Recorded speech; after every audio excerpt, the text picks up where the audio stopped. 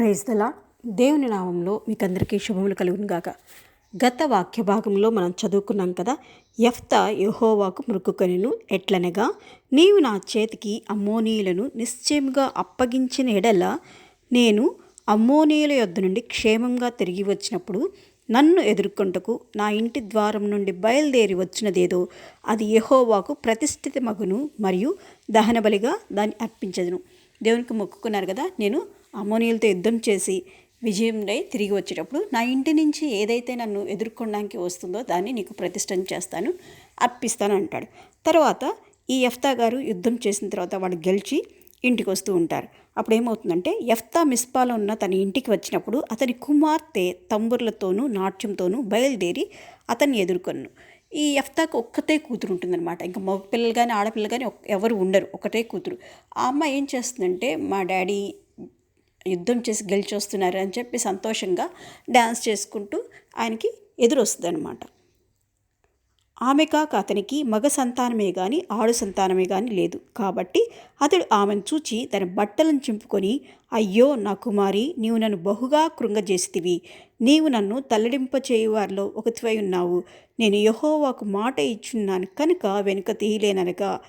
ఇంకా కూతురు ఎదురుగా రాగానే చాలా బాధపడతాడు యెఫ్తా గారు. ఎందుకంటే తను దేవునికి చెప్పాడు కదా, మొక్కుకున్నాడు, నేను మీకు ప్రతిష్టం చేస్తాను మరియు దహనబలిగా ఇస్తానని చెప్పాను. కాబట్టి అది గుర్తొచ్చి చాలా బాధపడతాడు. ఎందుకంటే తను ఉన్న ఒక్కగానొక కూతురు, ఇంకా వీరిగా ఆడపిల్లలు కానీ మగపిల్లలు కానీ ఎవరు లేరన్నమాట. అందుకని చాలా బాధపడతాడు. ఆమె, నా తండ్రి యెహోవాకు మాట ఇచ్చింటివా, నీ నోట నుండి బయలుదేరిన మాట చొప్పున నాకు చేయు. నిజంగా అండి, అలాంటి కూతుర్లు ఉండరు కదా. నాన్న, నువ్వు చేసే మాట ఇచ్చావా దేవుడికి, సరే అలాగే కానీ నాన్న అని అనిందంట. యెహోవా నీ శత్రువైన అమ్మోనీయుల మీద పగ తీర్చుకొని ఉన్నాడని అతనితో. దేవుడు నీకు అంతా హెల్ప్ చేశాడు కదా, దేవుడు మాట నిలబెట్టుకున్నప్పుడు నువ్వు కూడా నీ మాట నిలబెట్టుకోనానా అని చెప్పిందంట. మరియు ఆమె నా కొరకు చేయవలసినది ఏదనగా 2 నెలల వరకు నన్ను విడుము, నేనును నా చిలికెత్తలను పోయి కొండ మీద ఉండి నా కన్యాత్వం గూర్చి ప్రలాపించదని తండ్రితో చెప్పగా, ఇంకా తండ్రి ఏడుస్తుంటే ఆమె చెప్పిందంటే, నాన్న 2 నెలలు నాకు టైం ఇవ్వండి. ఈ 2 monthsలో నేను నా ఫ్రెండ్స్తో కలిసి కొండ మీదకి వెళ్ళి మేము దేవునికి ప్రలాపిస్తాం, నా కన్యాత్వం గురించి ప్రలాపిస్తాం, దేవునికి మొరపెట్టుకొని వస్తాము. తర్వాత మేము వచ్చిన తర్వాత నువ్వు ఎలా దేవునికి చెప్పావో, ఎలా దేవునికి మొక్కుకున్నావో అలాగే చేద్దుకని అని తనని నొప్పించి వెళ్ళిందంట.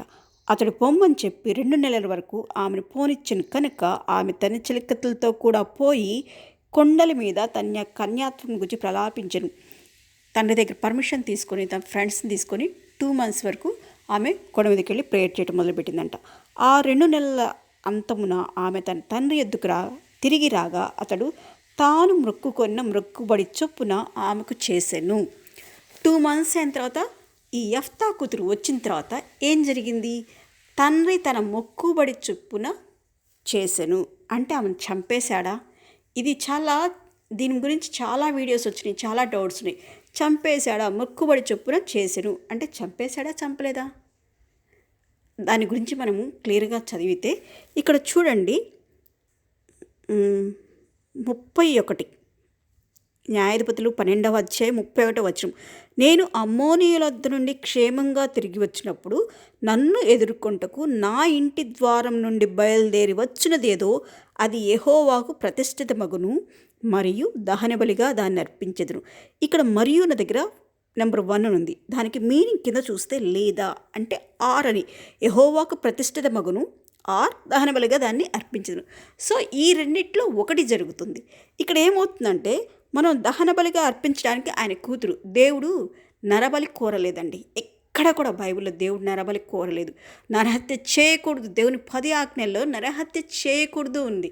సో అలాంటి దేవుడు నరహత్య కోరడు కదా. నరహత్య చేసిన వాడు మరణకు పాత్రుడని దేవుడు చెప్తున్నాడు. సో అలాంటి దేవుడు ఇక్కడ కూతురిని బలిగా తీసుకోడు కదా. అందులో దేవుడు అసలు అడగలేదు ఆ మాట కూడా. దేవుడు అసలు ఏమీ చెప్పలేదు.